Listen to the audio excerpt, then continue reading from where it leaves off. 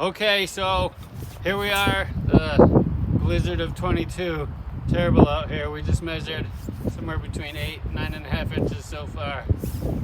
And I hope everybody in ski country is having a good time. I personally don't ski, so what else could I do? I'm pretty good at horseshoes, right? Are you thinking horseshoes? Let's have a go at it. FYI, it's pretty icy and slick over there, so I'm not sure what's gonna happen.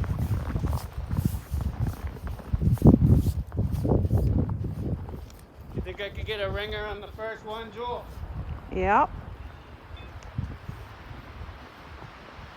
Oh, this video, just like most videos,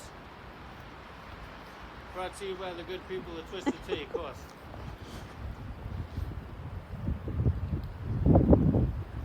That's definitely gonna spill.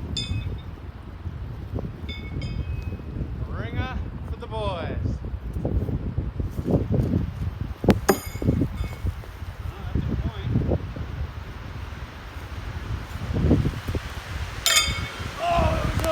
It went on and then the ice kicked it off.